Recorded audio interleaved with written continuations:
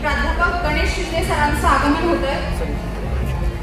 त्यांच्याबरोबरच कुंभार सर, रामदादा जगदाळे संस्थापक अध्यक्ष, निकम सर, सिद्धेश्वर दत्तचंद्र, संदीप शिवाजीराव चव्हाण या सर्व मान्यवरांना विनंती करते की आपण व्यासपीठावर यायचे। प्रार्थना वंदन करून किंवा त्यांचं प्रतिमेचं पूजन करून कार्यक्रमाची सुरुवात करतो। मी मान्यवरांना विनंती करते की सर्वांनी छत्रपती शिवाजी महाराज स्वागत गीतानं कार्यक्रमाला सुरुवात करत आहे।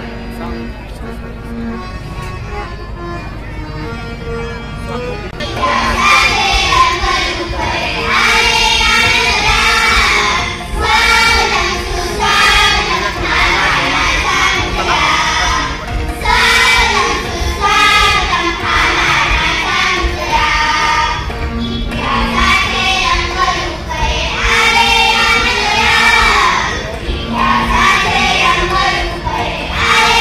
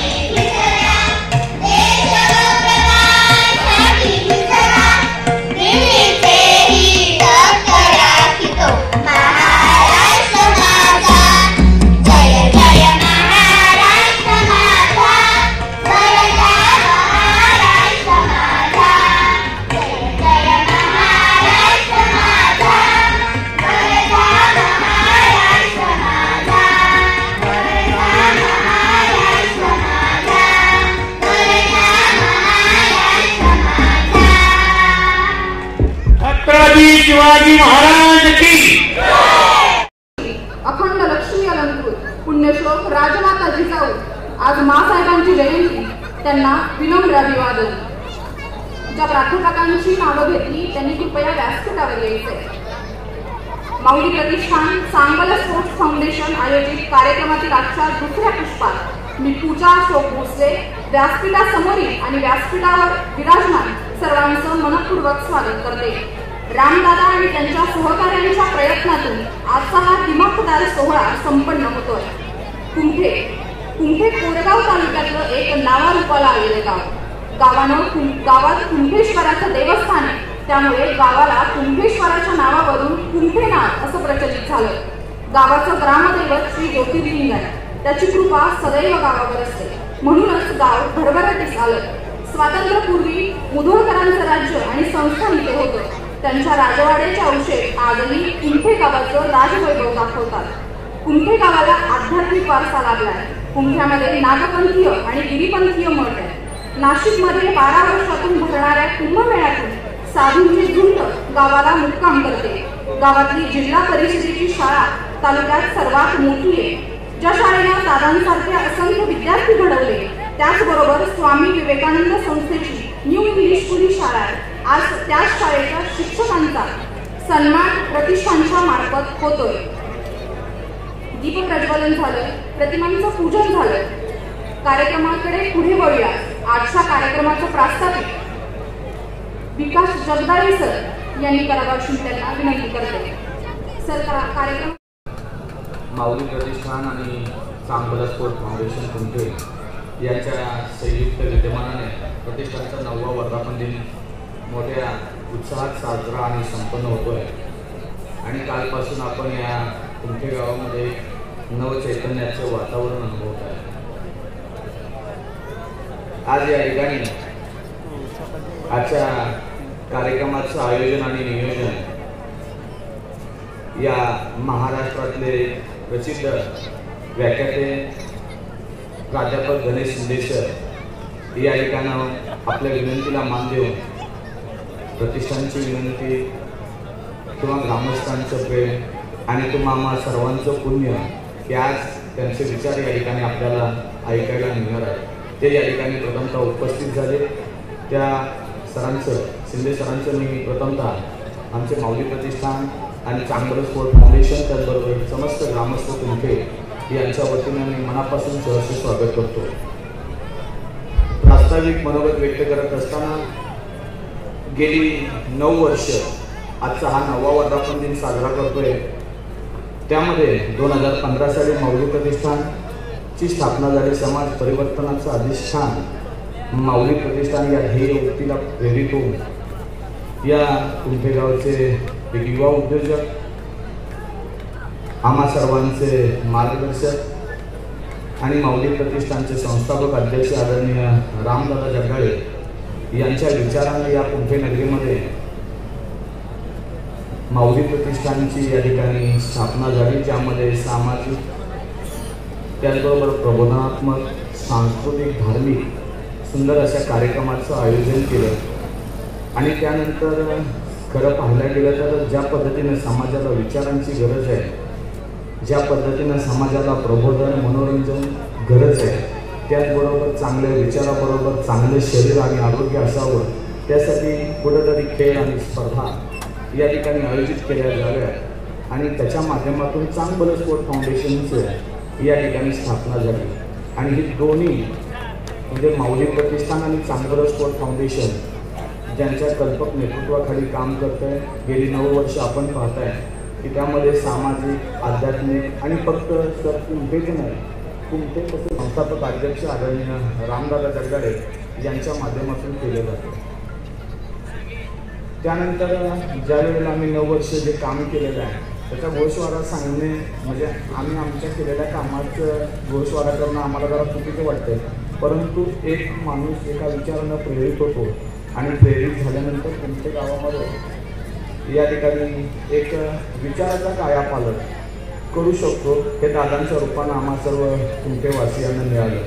आणि त्यामध्ये 9वा वर्धापन दिन हा साजरा करायचा आणि साजरा करत असताना एक कार्यक्रम बनवून विचारांचा झाला पाहिजे, एक कार्यक्रम मनोरंजनाचा झाला पाहिजे आणि यानुसार आम्ही या ठिकाणी प्रेरित होऊन आम्ही आदरणीय गणेश शिंदे सरांचा आणि काल महिलांसाठी एक पैठणीचा कार्यक्रम आयोजित केला.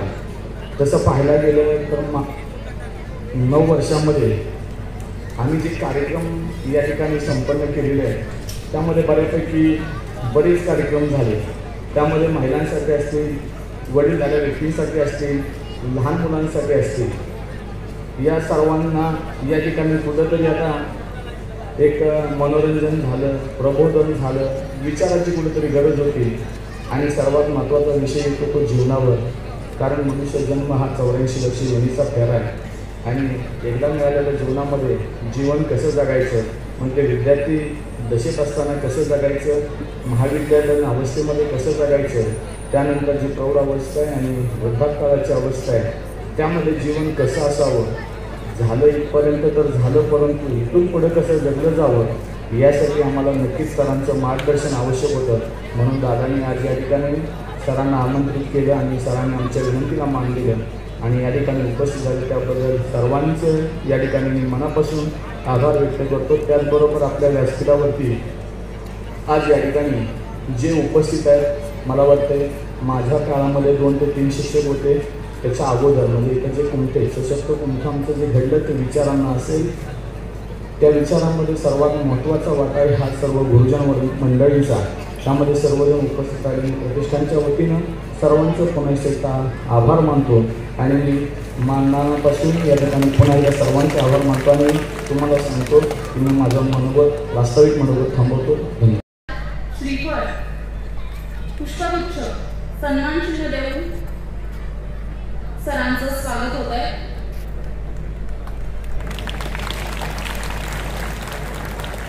धन्यवाद सर, धन्यवाद दादा. यानंतर कुंभार सरांचं स्वागत निवास कुटे यांनी करावं अशी त्यांना विनंती करते. निवास वेळ काढून प्रत्येक पाहुणा आपल्यासाठी आलाय. निवास असं. यानंतर प्राध्यापक म्हणगे सर यांचं स्वागत सचिव जगदाळे यांनी करावं अशी त्यांना विनंती करते. इथं बघ निवास. प्रतिष्ठानच्या माध्यमातून पुन्हा एकदा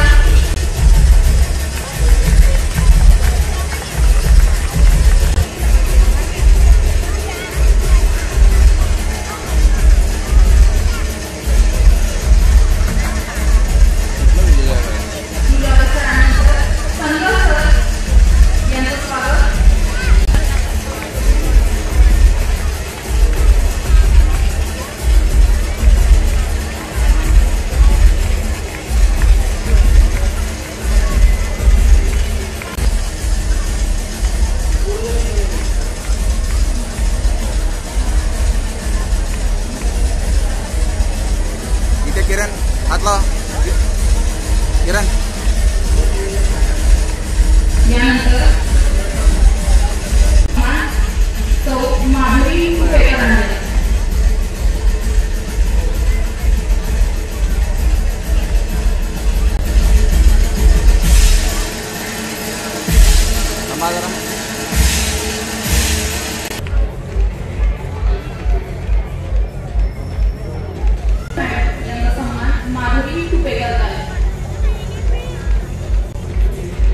ओके.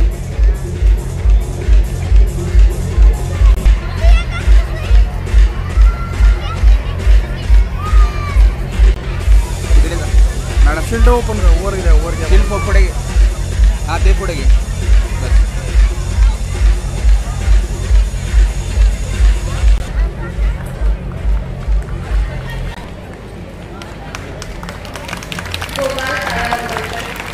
इथे सर, इथे लक्ष द्या. आणि सगळ्यांना सन्मानित करणं हे गुरुजन वर्ग आहेत आपले आणि सगळ्यांना सन्मानित करणं कंपल्सरी आहे. त्यामुळे पटकन या.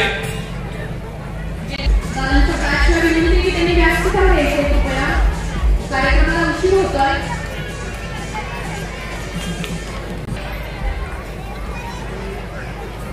अलीकडे छडीला छान विद्यार्थी घमघम वाक्य कमी होताना म्हणजे संताना दिसतंय. पण ज्यांनी छडीला छान विद्यार्थी आपल्याला नावलौकिक मिळवत आहेत, ताऱ्यासारखे चमकत आहेत. असं म्हणतात की पहिला संस्कार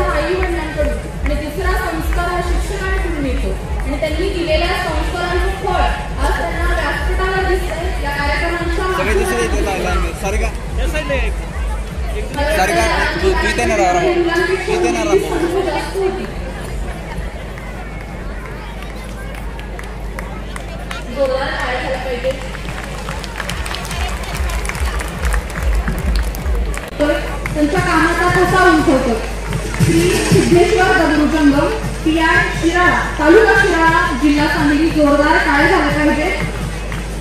त्यांना सन्मान चिन्ह देऊन त्यांचा सत्कार करण्यात येतो.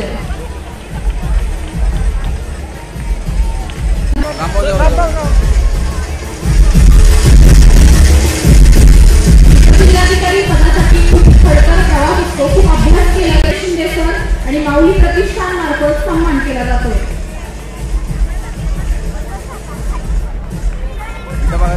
इकडे बघा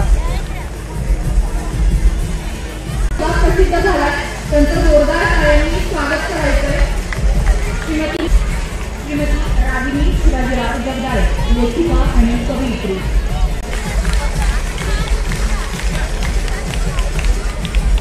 मार्फत त्या म्हणून त्यांची नियुक्ती झालेली आहे. राजेंद्र चव्हाण.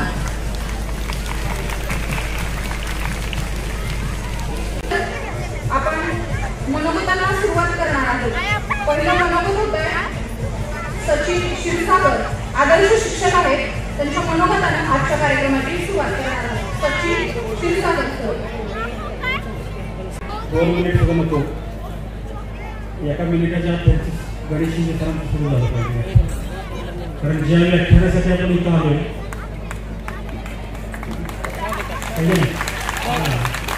त्यामुळे मला जास्त काय बोलावं अशा अपेक्षा नाही. कारण बोलायच्या वेळी आपण बोलत असतो, परंतु आज आपण ऐकायला आलो ही भूमिका आजची आहे. तरी पण आज जो सोहळा या ठिकाणी संपन्न होतोय हा एक अतुलनीय, अनपेक्षित आणि अतिशय गोड असा सोहळा या ठिकाणी चांगलं स्पोर्ट्स फाउंडेशन यांच्या माध्यमातून आदरणीय रामदादांनी या ठिकाणी आपल्यासाठी आयोजित केलेला आहे. खरं तर असे सोहळे म्हणजे आज मगाशी आमची कलेक्टर साहेबांची आमची चर्चा ज्यावेळी होत होती त्यावेळी त्यांनी सांगितले की सर आता वाचन संस्कृती लोप पावली आणि ऐकणे, श्रवण, चांगलं ऐकणे या गोष्टी फार दुरापास्त झाल्या. खरं तर मला कौतुक वाटतं. मला कुंठेकरांसाठी एकदा तुम्ही सर्वांनी जोरदार टाळ्या वाजवा. त्याचं कारण असं आहे की मला असं वाटलं की एखादा ऑर्केस्ट्रा असला की इथं तुडुंबच गर्दी होते, पण व्याख्यानाच्या कार्यक्रमाला किती माणसं येतील का नाही अशी शंका माझ्या मनात. परंतु आजचं हे माहोल आपला बघितल्यानंतर निश्चित असं जाणवलं की इथं अजून सुद्धा हे गाव आदरणीय सर हे स्वातंत्र्य सैनिकांचं गाव आहे आणि इथं क्रांतीची बीज पत्री सरकारापासून इथं रोवली गेली आणि जिल्ह्यातली जी काही सुरुवात होते क्रांतीची ती या कुमट्यातून होते. आणि कुमट्यात अशी ऐतिहासिक पार्श्वभूमी आहे की जे कुमट्यात होतं ते माझं मत असं वैयक्तिक मत आहे की ते तालुक्यातल्या कुठल्या गावात कधी होणार नाही, जिल्ह्यात पण होणार नाही. कुमटे ते कुमटेच. आणि ऐतिहासिक जर आपण पाहिलं तर मला असं वाटतं की आपण ज्योतिर्लिंगाचं मंदिर समोर पाहतोय. ते खाली त्याची उंची जर पाहिली ज्योतिबाची तर ती कमीत कमी 20 फुटाची आहे, परंतु खाली उभं राहिले तरी ज्योतिबाचं दर्शन घेतो घेता येतं अशा प्रकारचं देवस्थान आहे. असे ऐतिहासिक बऱ्याचशा गोष्टी इथं आहेत. आणि मी काय बोलणार, माझी शाळा, माझं गाव आणि माझं गाव निश्चितपणे कुंभ आणि कुंभाचा मला निश्चित अभिमान आहे. कारण कुंभ्यासारख्या गावात मी नोकरी करतो की ज्या गावामध्ये गेले 5-6 वर्षामध्ये अतुलनीय अशी एक वेगळी परंपरा आहे, सहकार्याची वृत्ती लोकांची आहे आणि त्या फाउंडेशनचं सुद्धा मला अतिशय सहकार्य असतं. या ठिकाणी मला ही बोलण्याची संधी दिली, खूप बोलण्यासारखं आहे, परंतु हा माहोलाचा बोलण्याचा नाही. त्यामुळे मला जी संधी दिली त्याबद्दल पुन्हा एकदा आपण सर्वांचे या ठिकाणी आभार मानतो आणि थांबतो. धन्यवाद. सन्मान सोहळे जे सुरू आहे ते सगळं फक्त आणि फक्त दादांमुळे साध्य होते. दादांनी कोरोना काळातही अनेक कामं केली. माऊली प्रतिष्ठान 2015 साली स्थापन केले. आज सातत्याने 9 वर्ष अनेक कार्यक्रमातून दादांनी गावाला असंख्य अशी देणगी दिली म्हणावी लागेल. ज्योतिर्लिंग मंदिराच्या दारांनी 10 लाखाची प्रभावळ घडवून आणून दादांनी आम्हाला संस्थेसाठी पहिली मदत टाळाची केलेली आहे. त्याबद्दल आमच्या केदारेश्वर पंचक्रोशीच्या वतीने, कोरेगाव तालुक्यातील सर्व वारकऱ्यांच्या वतीने, पारायण मंडळाच्या वतीने दादांचे मी मनपूर्वक आभार व्यक्त करतो. रामकृष्ण. शून्यातून उभं राहत असणाऱ्या माणसांना दादा एक आदर्श आहे. दादांचा सन्मान प्राध्यापकांच्या माध्यमातून होतो. गणेश शिंदे सर दादांचा सन्मान करतात.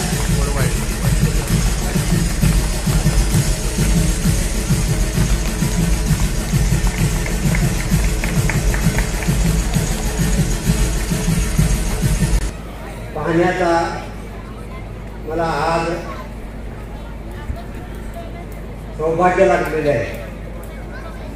मी 16-17 वर्ष इथंच माडीवरती, आता नवीन माडी तयार झाली, या माडीवर होतो. त्यामुळं या पारावरती कार्यक्रम आणि पारावरती 20-25 वर्ष शाळा घडत होती.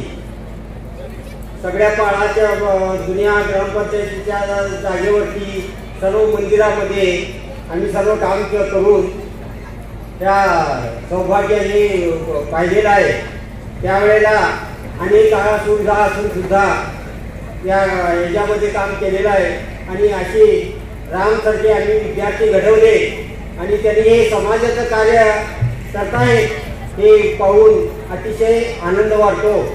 आम्ही रुपयाची देणगी आम्ही गेल्याच वर्षी देऊन आम्ही असा या पद्धतीनं काम स्वामी विवेकानंद शिक्षण संस्थेचं हे काम हे आम्ही करत आलेलो आहे.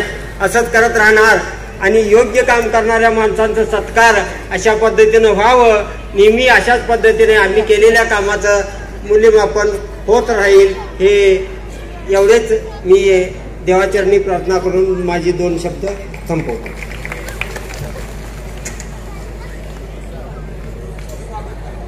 वर्गांचे मी प्रथम या ठिकाणी हार्दिक स्वागत करतो. सर्वांची नावं घेणं शक्य नाही. उपस्थित सर्व कोरेगाव पंचक्रोशीतील तालुक्यातून या ठिकाणी खास सरांचं व्याख्यान ऐकण्यासाठी आलं. जास्त वेळ घेणार नाही. सरांचा व्याख्यानाचा विषय जीवन सुंदर आहे, त्यामुळे तुम्ही घाई करू नका. आणि त्याच्यानंतर जेवण पण सुंदर आहे, त्यामुळं तुम्ही गडबड करू नका. आणि मी पण जास्त वेळ घेणार नाही. खरं तर सरांना बोलवण्या पाठीमागचा विषय असा होता की आपल्या विचारामध्ये की एवढा रेजिस्टन्स वाढलाय की खरं सुख कशात आहे हे पाहायला मिळत नाही. आणि तो रेजिस्टन्स जर कमी करायचा असेल आपल्याला तर हे सरांचे व्याख्यान बरेच जे पुण्यात ऐकले, त्यांचा फॉलोअर पण खूप मोठा आहे. तर त्यांच्यासाठी प्रबोधन करणारे लोक आपल्यामध्ये आले पाहिजेत. आपल्या विचारामध्ये नक्की चुकतंय काय हे बघून आपल्याला त्या विचारामध्ये बदल घडवण्याकरिता सरांना या ठिकाणी आमंत्रित केलं. सरांनी वेळोवेळी आपण या ठिकाणी उपस्थित राहिले, त्याबद्दल सरांचा मी मनापासून आभार व्यक्त करतो.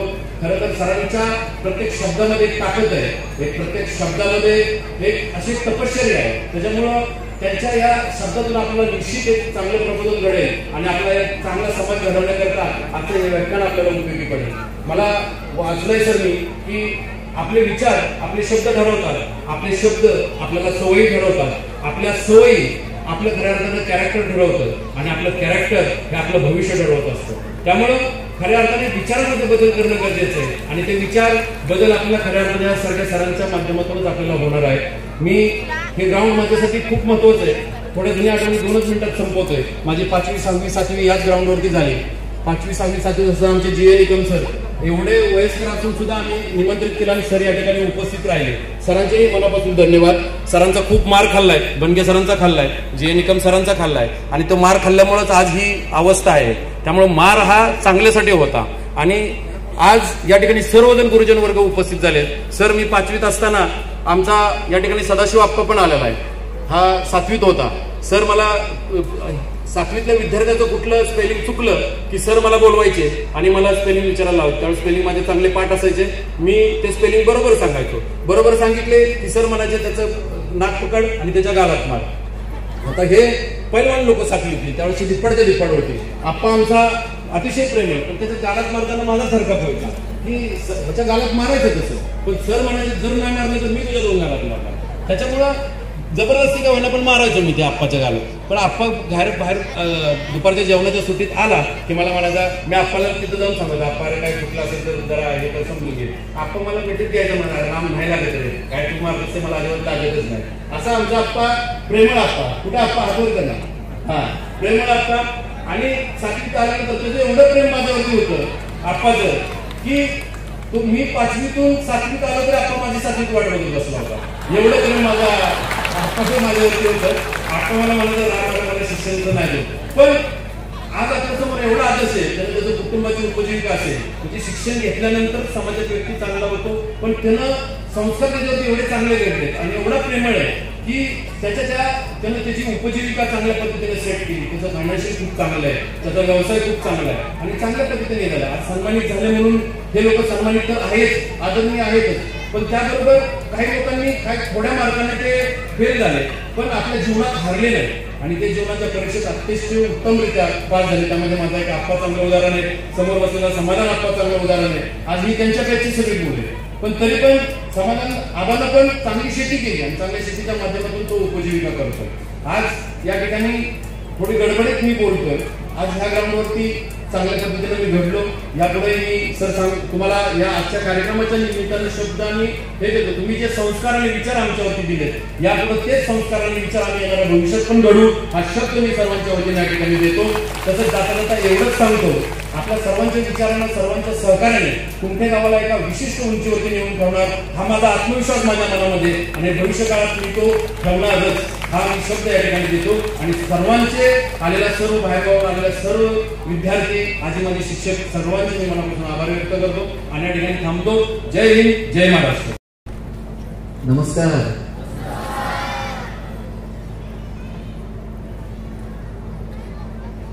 माऊली प्रतिष्ठान आणि चांगलं स्पोर्ट्स फाउंडेशन कुंठे यांच्या वतीनं रामदादा आणि त्यांच्या सगळ्या सहकार्यांनी गेल्या 2-3 दिवसांपासून वेगवेगळ्या कार्यक्रमांचं आयोजन केलं. त्यात आज व्याख्यानाच्या निमित्तानं तुम्हा सगळ्यांशी संवाद साधायची संधी मिळाली. इथं अनेक लहान लहान मुलं बसली आहेत, शाळेतली मुलं बसलेली आहेत. आज शिक्षकांचा सन्मान झाला आणि रामदादानं बोलताना त्यांच्या शाळेतल्या आठवणी सांगितल्या. मलाही आठवतं शाळेमध्ये 15 ऑगस्ट 26 जानेवारीला जर भाषण करायचं ठरलं तर आम्ही वडिलांकडनं शिक्षकांकडनं ते लिहून घ्यायचं, ते पाठ करायचं आणि सगळ्या भाषणांची सुरुवात एक ठरलेली असायची. मला वाटतं आजही तीच सुरुवात असेल बहुतेक.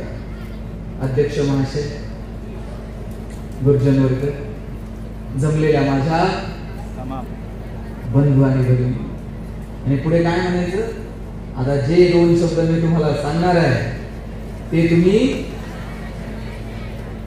ऐकणार ना. बंधू आणि भगिनींनो, ही जी सुरुवात आहे ती आपल्या वळणी पडून गेलेली आहे. पण ज्या काळामध्ये विदेशात लेडीज अँड जेंटलमन अशी सुरुवात केली जायची, त्यावेळेला या भारतातून परदेशामध्ये गेलेला एक युवक सभागृहामध्ये आपल्या भाषणाची सुरुवात करताना म्हणतो, माय ब्रदर्स अँड सिस्टर्स, आणि सगळं जग आवाक होऊन जातं. भारतीय संस्कृती आणि आपले संस्कार याचं प्रदर्शन त्या सभागृहामध्ये होतं. सगळीकडे टाळ्या पडतात आणि या नरेंद्र नावाच्या युवकाला सगळं जग स्वामी विवेकानंद म्हणून स्वीकारतं. ही गोष्ट छोटी नाही. आज त्या स्वामी विवेकानंदांची जयंती आज आपण साजरी करत आहोत. इथं अनेक महिला बसलेल्या आहेत. अशी परिस्थिती होती, आज तुम्ही जशा आयटी तिथे बसलायत ना, असं स्त्रियांना बाहेर जाणं सुद्धा मुश्किल होतं. शहाजी राजांचे चुलत बंधू खेळोजी राजे यांची पत्नी नदीवरती आंघोळीला गेली. शत्रूच्या सैन्यानं तिकडून तसंच उचलून नेलं. सरदारांच्या कुटुंबात जन्माला आलेल्या स्त्रियांची ही अवस्था होती, तर तुमच्या माझ्यासारख्या सर्वसामान्य कुटुंबातल्या स्त्रियांची काय अवस्था. आणि अशा अवस्थेमध्ये एक स्त्री आपल्या लेकराला सांगते, संशय उचल, त्या सगळ्या शहा जर उलटून टाकायच्या असतील ना तर तुला मूठ बांधावी लागेल, तुला कंबर कसावी लागेल. एक स्वप्न आपल्या मुलाला दाखवलं आणि पाहता पाहता हिंदवी स्वराज्य निर्माण झालं. त्या राजमाता जिजाऊ साहेबांची आज जयंती आपण साजरी करतो.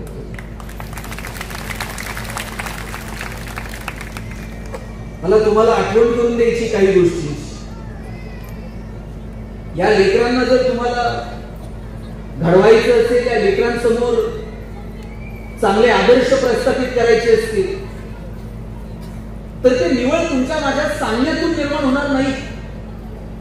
ते तुम्हाला मला तुमच्या माझ्या वागण्यातून निर्माण करावे लागते.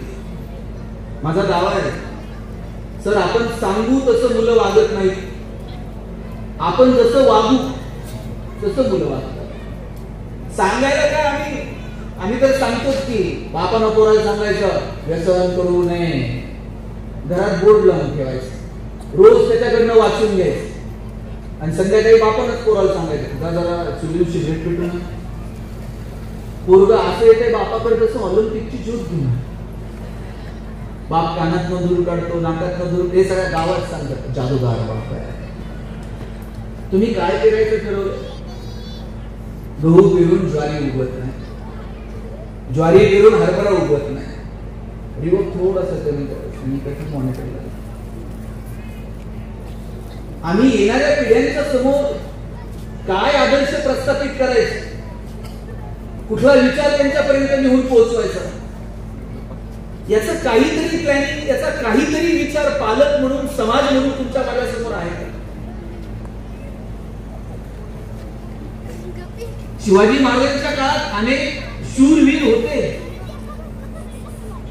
अनेकांच्या मनगटात रग होती, पण एका गोष्टीची कमतरता होती आणि ती म्हणजे धाडस.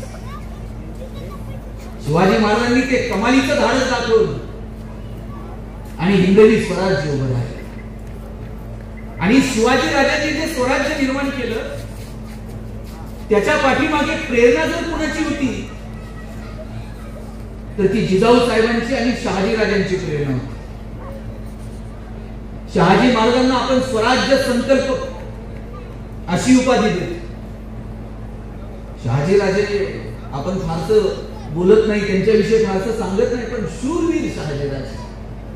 ज्या गावातून मी येतो ना, माझं गाव आहे पारगाव भातोडी नावाचं नगर तालुक्यात. 1624 ला तिथे लढाई झाली होती शहाजी राजांची. 1624 ला मुघल आणि आदिलशाह एकाच वेळेला निजामशाहच्या विरोधात लढत होते आणि निजामशाहीचं नेतृत्व शहाजी राजे करत होते. मलिक अंबरचं वय झालेलं होतं. तरणेबाण शहाजी राजे मैदानात उतरले. हजारोंच्या संख्येने आलेले सैन्य, तुटपुंज सैन्य घेऊन गेलेले शहाजी राजे. शहाजी राजांनी रात्रीतून तो भातोडी पारगावचा तलाव फोडून टाकला. त्या पाण्यामध्ये सैन्य वाहून गेलं आणि एक भारताच्या सगळ्या राजकारणामध्ये शहाजी राजांचा एक वेगळा दबदबा निर्माण झाला आणि एक म्हण प्रचलित झाली, उत्तरेत शहाजहान आणि दक्षिणेत शहाजी. या शहाजी राजांनी आपल्या लेकराला सांगितलं तुला हे करायचं. जिजाऊ साहेबांनी सांगितलं शिवबा तुम्हाला ही परिस्थिती बदलायची. जेव्हा जिजाऊ साहेब पुण्यामध्ये आला ना, तिथं मुरार जगदेवाने एक पहाड म्हणून ठेवलेली होती आणि सांगितलं होतं जो कोणी या पहाडीला हात लावी त्याच्या कुळाचा नाही म्हटलं. कोणी पुढे यायला तयार नव्हतं. जिजाऊ गेले आणि आपल्या एवढ्याच्या लेकराला सांगितलं शिवबा बघताय काय, काढाची पहाड आणि घ्या भिरकावून. एवढ्या वेळेच्या शिवाजी महाराजांनी ती पहाड उपसी भिरकावून दिली आणि जिथं गाढवाचा नांगर फिरवला होता त्याच पुण्यात शिवाजी महाराजांनी सोन्याचा नांगर फिरवला.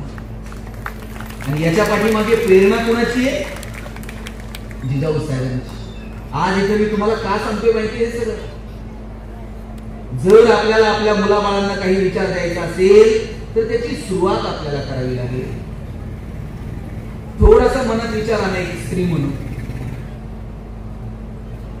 जिजाऊ साहेबांचे वडील लखोजी राजे आणि त्यांचे 3 तरणेबाण भाऊ जिजाऊ साहेबांचे सुलतानाला भेटायला गेले. नेहमीच्या सवयीप्रमाणे मुजरे जडले.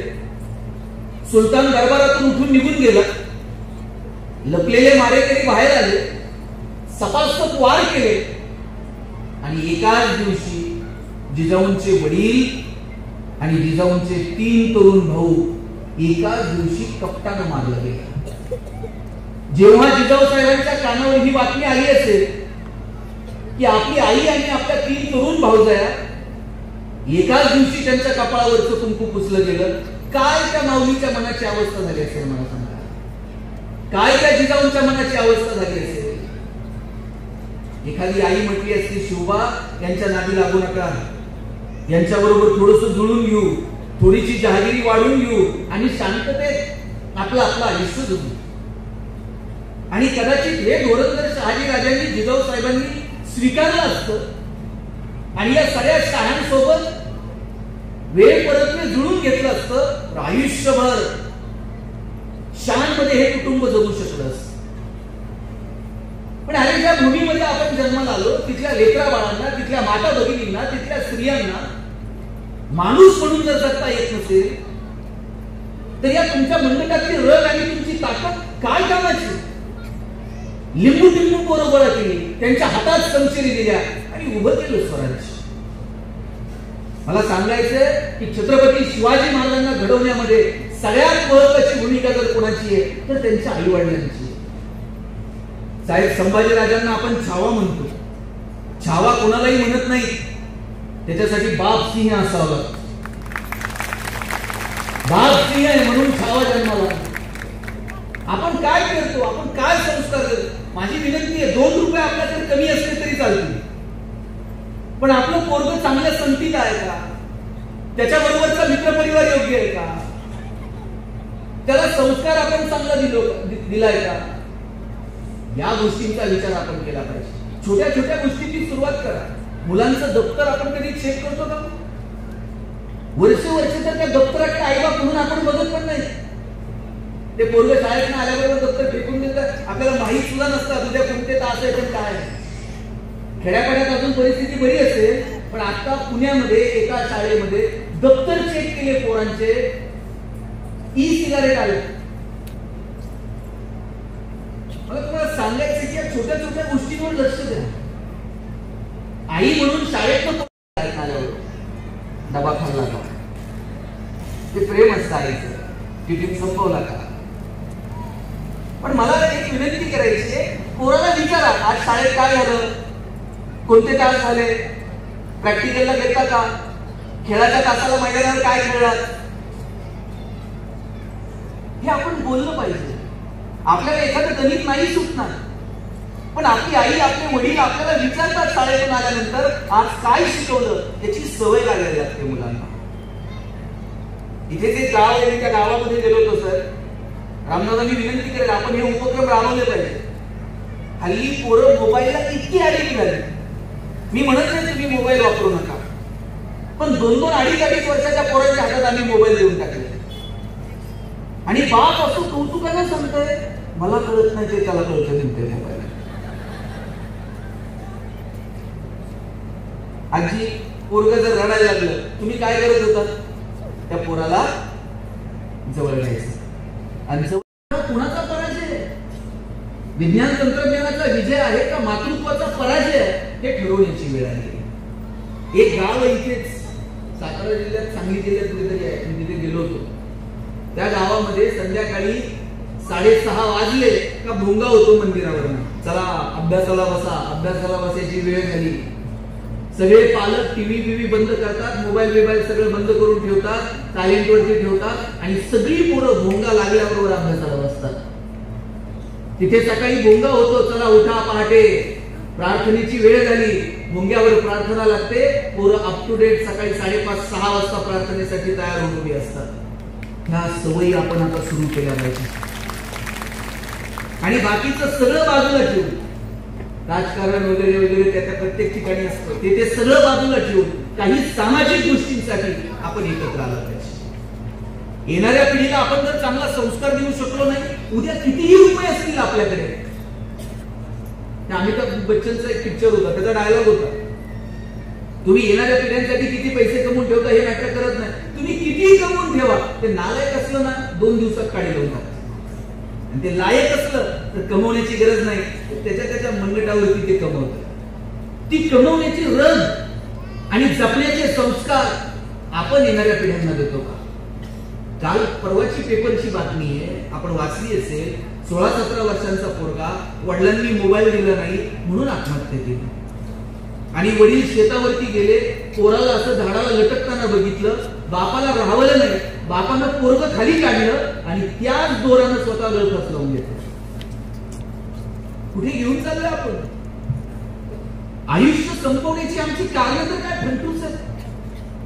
मोबाईल दिला नाही म्हणून आत्महत्या, एखाद्या विषयात कमी मार्क पडले म्हणून आत्महत्या, एखाद्या वर्षी उत्पन्न मिळालं नाही म्हणून आत्महत्या, उद्योग व्यवसायात अपयश आलं म्हणून आत्महत्या, व्हॅलेंटाईनला कोण नाही म्हटलं म्हणून आत्महत्या.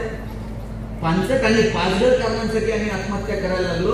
अरे किती पण संकट येऊ देत, असं भिडायचं संकट आणलं. छत्रपती शिवाजी महाराज मिर्झा राजेंसोबत तह करावा लागला. 1-2 नाही, असे तब्बल 23 किल्ले मोजून दिले मिर्झा राजेंना. एखादा राजा म्हटला असता, एक किल्ला मिळवण्यासाठी आयुष्य पणाला लावलं, माझ्या कित्येक मावळ्यांनी प्राणांची आहुती दिली, रक्त सांडलं, मग हे स्वराज्य उभं केलं. आणि मिर्झा राजेसोबत झालेल्या तहामध्ये तब्बल 23 किल्ले द्यावे लागले. आता उरलं काय? एखादा राजा गडबडीत झाला असता. शिवाजी राजे स्वतःच्या मनाशी खुणगाड बांधतात आणि सांगतात, हो दिलेत आता आणि घेऊ की परत येते. मिर्झा राजेंसोबत तह झाला, भेटायला गेले आग्र्याला औरंगजेबाला, आणि जाताना एकटे गेले नाही, एवढ्याशा शंभूराजांना सोबत घेऊन गेले. आता जो मधला प्रवास आहे, या मधल्या प्रवासामध्ये शिवाजी राजांचं आणि शंभूराजांचं काहीतरी बोलणं झालं असेल की नाही? काय बोलले असतील शिवाजी राजे संभाजी राजांना? स्विस बँकेत आपला अकाउंट आहे, पासवर्ड सांगतो, पुण्यात आपले 2 फ्लॅट आहेत. काय बोलले काय असतील? शिवाजी राजांनी सांगितलं असेल, शंभूराजे आतापर्यंत तुम्ही जिंकणं बघितलं, आतापर्यंत तुम्ही यश बघितलं, आयुष्यातला संघर्ष सुद्धा जवळून बघा, चला आमच्या सोबत. घेऊन गेले. तिथं गेल्यानंतर औरंगजेबानं संभाजी राजांना एक हत्ती भेट म्हणून दिला आणि थोडीशी गंमत करावी म्हणून दिलेर खान म्हटला, शंभूराजे आप इतने छोटे हो और हाथी इतना बड़ा है. दिलेर खान म्हणतो, शंभूराजे आप इतने छोटे हो, हाथी इतना बड़ा है, इस हाथी को आप महाराष्ट्र में कैसे ले जाओगे?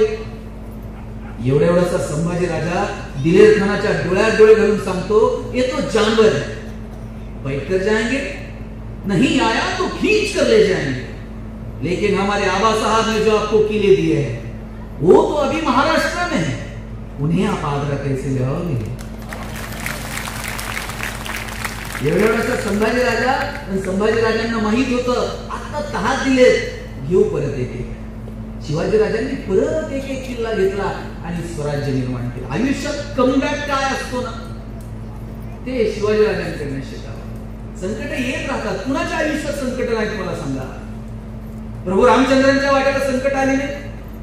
उद्या गादीवरती बसायचं होतं, उद्या राज्याभिषेक, प्रभू रामचंद्र अयोध्येचे राजे होणार, आणि आदल्या दिवशी वडिलांनी सांगितलं भरताला गादी आणि रामाला वनवास.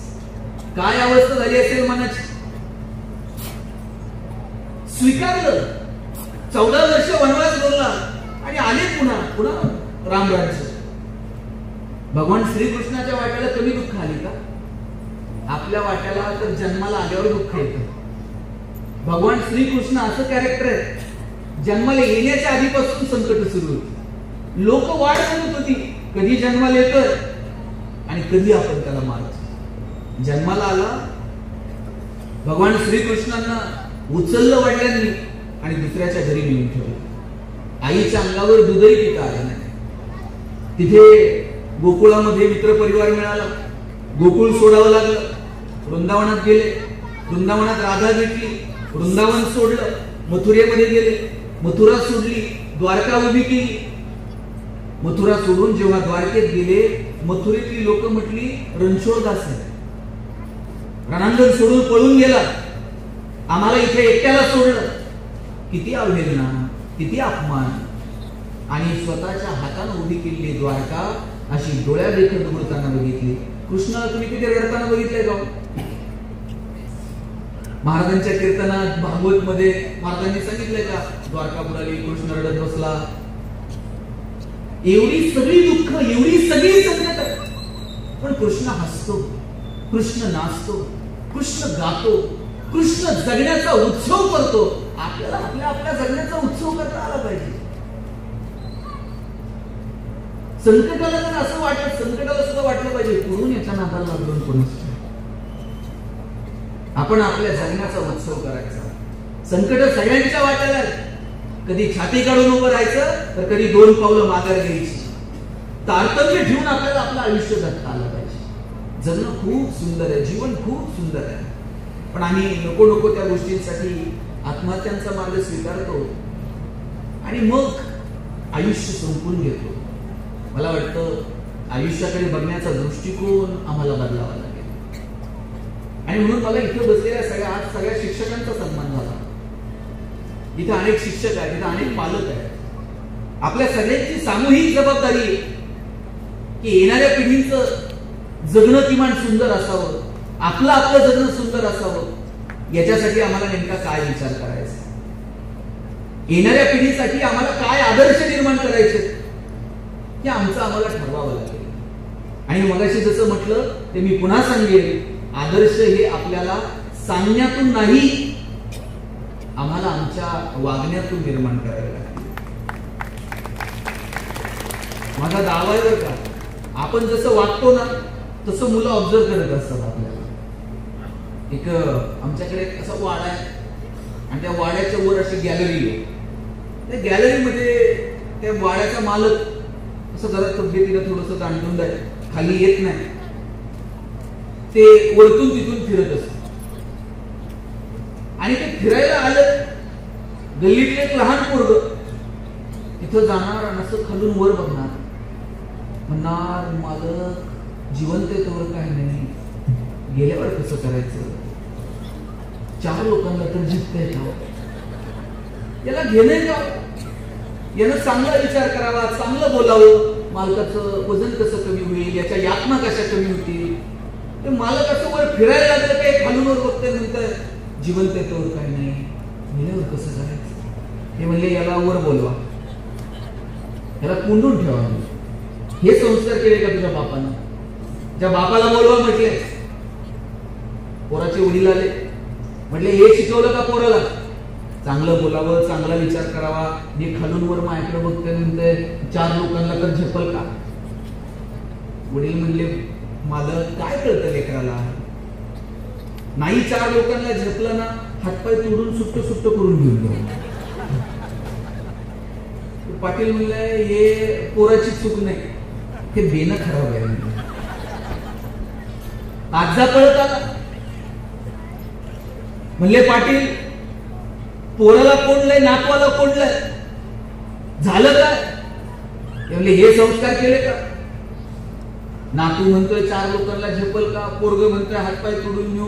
आजा म्हणला पाटील गेल्यावर रुपयावर जात नाही, कशाला हातपाय तोडायचे, वाड्यालाच काढी लावून टाकू.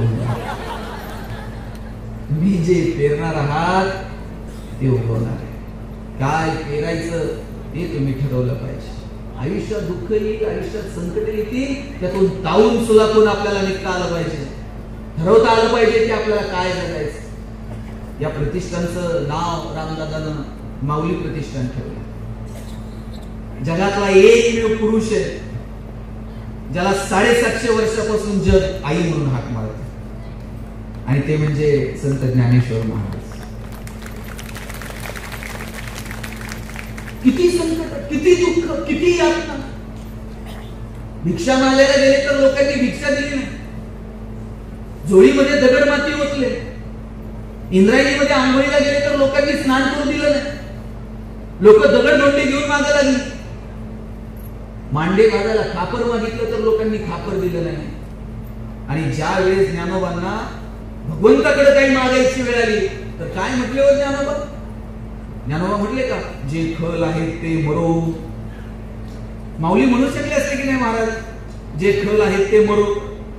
ज्ञानोबा म्हटले, जे घांची व्यंकटी सांडू, त्यांच्यातली वाईट बुद्धी ना देवा तेवढी फक्त सांडू दे, आणि हो जो जे वांशील तो तेला हो प्राणी देवा, ज्याला ज्याला जे जे हवंय ना ते ते मिळू दे. पण तुम्ही म्हणाले तर भारी काम आहे माऊलींचं, जाता जाता ह्याची गाडी मला मिळू दे, त्याचा बंगला मला मिळू दे, असं का? जो जे वांशील तो तेला हो प्राणी जात. पण त्याच्या आधी मेक मारून ठेवली माऊलींनी. काय मेक मारली? दुरितांचे तिमिर जाओ, विश्व स्वधर्म सुवे पाहो, आणि मग जो जे वांशील तो तेला हो प्राणी जात. पहिल्यांदा तुमच्यातील वाईट बुद्धी, अज्ञान, अंधकार दूर होऊ दे, त्याच्यासाठी विश्वरूपी सूर्याचा उदय होऊ दे, आणि मग ज्याला ज्याला जे जे हवंय ते मिळू दे. आपल्या दुःखाला सगळ्यात जास्त कारणीभूत जर काय असेल ना तर ते अज्ञान आहे. आणि म्हणून अज्ञान दूर करण्यासाठी ज्ञानाचा मार्ग आपल्याला आपल्या लेकरांना दाखवता येईल. आज मी इथं पाहिलं, रामदादाचे सगळे क्लासमेट सगळेजण जेव्हा आले ना तेव्हा पटापट सरांच्या पाया पडत होते. सर ओळखलं का? सर मी इथे राहत होते, तुम्ही मला हे विषय शिकवायला होता. तुम्ही सगळी माणसं फार नशीबवान आहात की ज्यांनी शिक्षणासारख्या पवित्र क्षेत्रात आयुष्य समर्पित केलं. हे कुणाच्याच वाट्याला नाही सर हे भाग्य. अहो हे प्रांत साहेब आहेत, PI साहेब आहेत, तिकडे ते लाल दिव्याच्या गाडीत फिरतील, पण तुम्हाला बघितल्याबरोबर पायाला हात लावला. सर तुम्ही मला शिकवायला होता. कुणाच्या वाट्याला आहे? आणि मला वाटतं हे ज्ञान लोकांसमोर खुलं करून देण्याची जबाबदारी, आणि त्यासाठी योग्य वेळी बंड जर कुणी पुकारला असेल ना तर ते ज्ञानोबायांनी पुकारलं. आदिनाथ गुरु सकळ सिद्धांचा मच्छिंद्र दयाचा मुख्य शिष्य, मच्छिंद्र आणि बोध गोरक्षा शिकेला गोरक्षेवरला गैनी प्रसादे निवृत्ती दाता ज्ञानदेवे सारत होते. गुरु आणि शिष्य, एक गुरु एक शिष्य अशी परंपरा होती.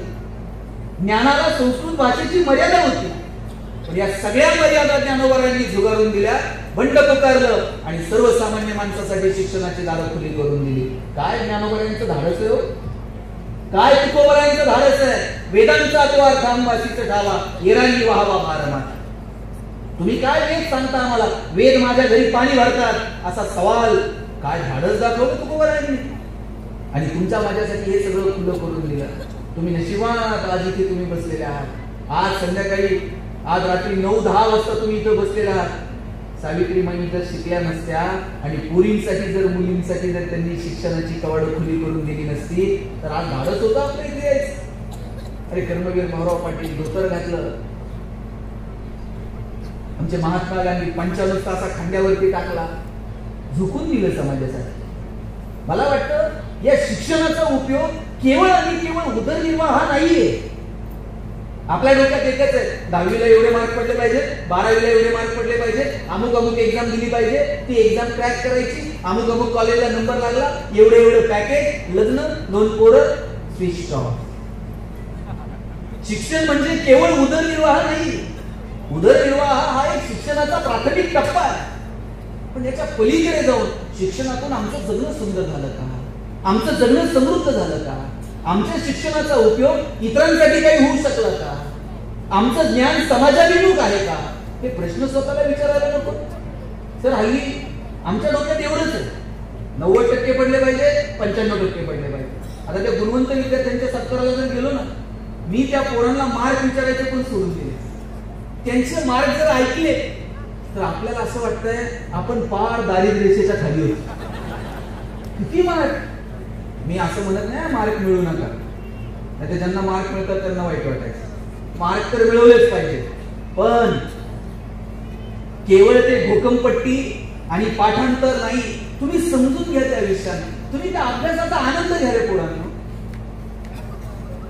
अर्थे विना पाठांतर कासया करावे, तुकाराम महाराजांनी सांगितलं. तुम्ही जर अर्थ विना जर नुसतं पाठांतर करत राहिलात तर भुकून मरून जाल. तुकोबाराय सांगतात. तुकोबाराय पुढच्या कितीतरी शतकांची भाषा बोलतात. असाध्य ते साध्य करिता साय असं, कारण अभ्यास होतो कामाने. कोणतीही असाध्य गोष्ट साध्य करण्याचं सामर्थ्य जर कशात आहे तर त्या अभ्यासात आहे. पण अभ्यास कसा करायचा? परीक्षा जवळ आल्या का रात्र जागायचं, मग पहाटे उठायचं, मग सरांच्या मागे लागायचं. सर जरा IMP क्वेश्चन सांगता का? आणि मग मागच्या 10 वर्षांच्या प्रश्नपत्रिका चालायच्या. कोणते क्वेश्चन सातत्यानं रिपीट झालेत ते बघायचं. सगळी मार्कांची बेरीज वजाबाकी करायची आणि मग अभ्यास करायचा. मग इतिहास मार्कांसाठी, भूगोल मार्कांसाठी शिवाजी महाराज 4 मार्काला, संभाजीराजे 5 मार्काला, तुकाराम महाराजांचा अभंग अवघड आहे, ऑप्शनला टाकू म्हणले. परवा तर 10वीतला एक पोरगा मला विचारत होता, सर या वर्षी मराठीच्या पेपरला ज्ञानदेव पडणार आहेत का तुकाराम पडणार आहे? मी म्हटलं हे पडतील कसे ज्यांनी महाराष्ट्र उभा केलं. जर असं मार्कांच्या पलीकडे जाऊ मजा घ्या ना. अरे इतिहास अभ्यास काय ना, इतिहासातली पात्र अशी नजरेसमोर उभी राहिली पाहिजे. भूगोल अभ्यास काय ना, अक्षांश आणि रेखांश डोळ्यासमोर दिसले पाहिजे. गणित सोडवताय ना, गणितातले आकडे असे समोर खेळले पाहिजे. मराठीतला धडा वाचताय ना, तर लेखकासोबत तुमची मैत्री झाली पाहिजे. लॅबोरेटरीमध्ये जाऊन काही प्रयोग करताय ना, त्या सायंटिस्ट सोबत तुम्ही गप्पा मारल्या पाहिजेत. इतकं एकरूप तुम्ही अभ्यासासोबत झालं पाहिजे. पण आम्ही केवळ मार्कांची बेरीज वजाबाकी करत अभ्यास करणार. हल्ली प्रयोगशाळेत तर जाणंच होत नाही. 11वीला सायन्सला एकदा ऍडमिशन घेतलं, क्लास जॉईन करायचे, प्रॅक्टिकल नाही केले तरी चालतात. ते मार्क तोंड बघून तुम्हाला प्रॅक्टिकलचे मार्क मिळणार नाही. कसे सायंटिस्ट जन्माला होती? पोरगं प्रॅक्टिकलला गेलं तर आम्ही करतो, चंचू पात्र ठेव, फुटतंय, तेवढंच आहे आपल्याकडे, लिटमस पेपर संपतोय. कसे सायंटिस्ट जन्माला? पोरांनी लॅबोरेटरीत गेलं पाहिजे, वेगवेगळे प्रयोग केले पाहिजेत, ग्रंथालयात गेलं पाहिजे, हजारो पुस्तकं वाचली पाहिजेत. आपल्या जगण्याची धोरणं त्यांनी ठरवली पाहिजे, आपल्या जगण्याची समीकरणं त्यांनी तयार केली पाहिजे. यासाठी आपल्याला आपल्या पोरांना घडवता येईल का? पोरं मैदानावर गेली पाहिजे, खेळली पाहिजे. मी बघितलं मगाशी तुम्ही स्पोर्ट्स क्लब सुद्धा चालवतात. मैदानावर पोरं गेली पाहिजे, खेळली पाहिजे. हारणं जिंकणं त्यांच्या अंगवळणी पडलं पाहिजे. एखादं छोटंसं अपयश आलं की पोरं आत्महत्या करतात. अरे स्पोर्ट मध्ये खेळणाऱ्या पोरांना माहित असतंय आज आपण हरलो, उद्या नाव आपलं आहे. एखादा पोरगा जिंकला तरी ते हुरळून जात नाही, त्याला माहित असतं आज आपण जिंकलोय, उद्या गेम कधी पलटेल माहित नाही. 2 घेऊन ही पोरं चालत राहतात स्पोर्ट मधली. पोरांनी मैदानावर गेलं पाहिजे, खेळलं पाहिजे. आता मैदानं ओस पडायला लागली. मी माऊली फाउंडेशन आणि चांगलं स्पोर्ट्स अकॅडमी तुमचं कौतुक करतो. तुम्ही पोरांना मैदानावर घेऊन या. मला माहित नाही की तुम्ही पोरांना मैदानावर घेऊन आले म्हणजे त्यातली 10 पोरं लगेच ऑलिम्पिकला जातील, पण किमान त्यांची एनर्जी जी नको त्या ठिकाणी युटिलाइज होते ती किमान मैदानावरती खर्च होईल. साहेब पोरं मैदानावर जात नाही, खेळत नाही, गेली तरी हातात मोबाईल घेऊन जातात. तिथं बाकड्यावर बसून गेम खेळतात. जंगली रमी प्याव ना महाराज. 10-5 लाखाला बापाला गंडा घालताय, मग बापाला कळतंय आम्ही कुठे घेऊन चाललोय. आम्ही जर खेळायला गेलो ना, आई काठी घेऊन पळत यायची, चला रे बाद झालं खेळायचं, चला आता अभ्यासाला बसा. आता आईला काठी घेऊन पोराच्या मागं फिरावं लागते. ए बाबा ठेव ना मोबाईल, चल मैदानावर, 4 उड्या मी मारते, तू 2 तर कर. पोरांनी खेळलं पाहिजे, मैदानावर गेलं पाहिजे, चांगली पुस्तकं वाचली पाहिजे, चांगल्या चित्रपटांना गेलं पाहिजे, चांगली गाणी ऐकली पाहिजे, चांगली भाषणं ऐकली पाहिजे, चांगल्या कीर्तन प्रवचनांना गेलं पाहिजे, चांगल्या वेब सिरीज बघितल्या पाहिजेत. मला कौतुक वाटलं, तुमच्या गावाचं खरंच अभिनंदन करतो सर. जसं तुम्ही मागाशी भाषणात बोललात ना आमच्या गावासारखं, मला आवडलं. लहान पोरं पण शांत ऐकताय, तुम्ही ऐकण्याचे कान त्यांचे तयार केले, याच्याबद्दल पालकांचं मनापासून कौतुक करतो. माझे आजोबा आम्हाला कीर्तनाला घेऊन जायचे आणि कीर्तनाला गेलो ना तिथं जाऊन झोपायचं नाही. घरी आल्यावर विचारायचे महाराजांनी कोणता अभंग घेतला होता, आपण ते आठवायचा प्रयत्न करायचा. एखादा दृष्टांत आठवतोय का, एखादं प्रमाण आठवतोय का, किमान तो विचार, तो संस्कार तरी आमच्यापर्यंत आला. मला वाटतं हे आनंद घ्या, जगण्याची मजा घ्या. हे शाळा कॉलेज मधले दिवस आहेत ना, तुम्हाला परत कधीच मिळणार नाही. आणि केवळ मार्कांसाठी शिकू नका. मार्क तर मिळवाच, त्या विषयांचा, त्या सिलेबसच्या पलीकडचं जग बघण्याचा आनंद तुम्ही शाळा महाविद्यालयाच्या आयुष्यामध्ये घेतला पाहिजे.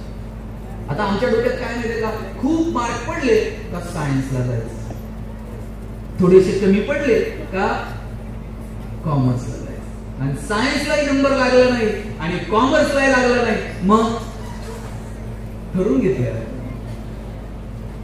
आर्ट्स मध्ये सुद्धा करिअरच्या संधी आहेत, कॉमर्स मध्ये पण करिअरच्या संधी आहेत.